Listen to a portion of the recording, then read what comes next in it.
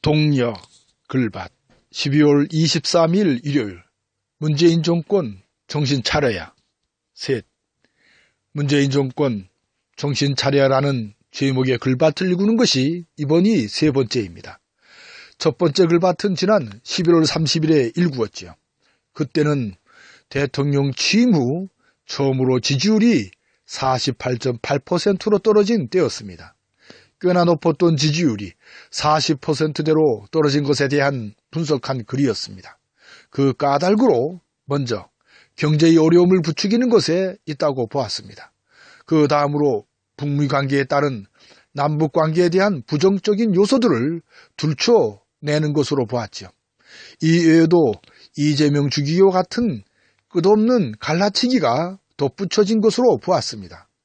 뭉뚱그리면 적폐청산을 제대로 하지 못한 것이 그 바탕에 깔려있다는 사실입니다. 그 결과는 지지층은 갈라지고 내부의 갈등이 점점 커져만 간다는 점이죠. 두 번째 글밭은 지난 12월 15일에 읽었죠.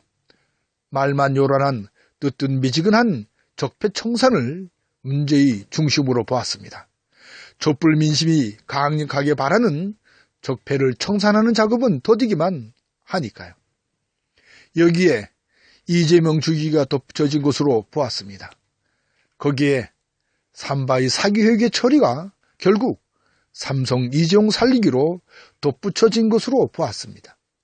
거기에 저들의 갈라치기에 호적되기만 하는 문재인 정권으로 보았던 점이지요. 왜 이런 어처구니 없는 일이 벌어진 것일까요?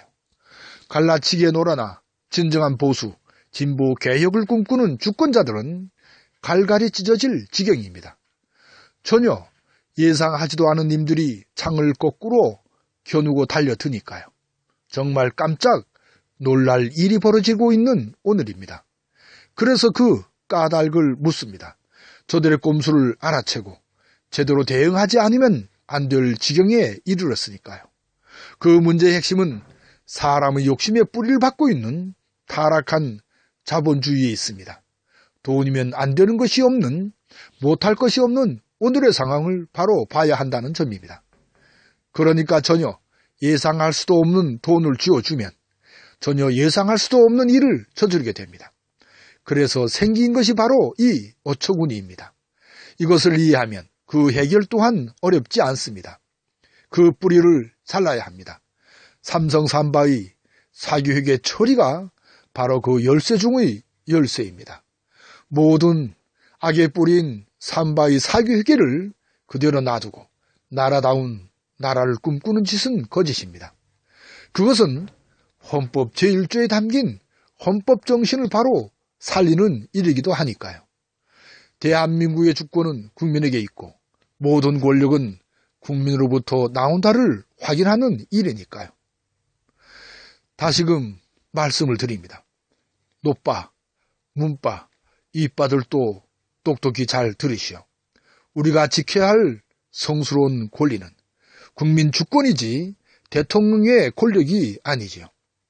촛불 정권으로 자처하는 문재인 정권, 제발 정신을 차리시오. 이 고무한 일요일 새벽에 다시금 간곡히 드리는 말씀입니다. 오늘도 고맙습니다.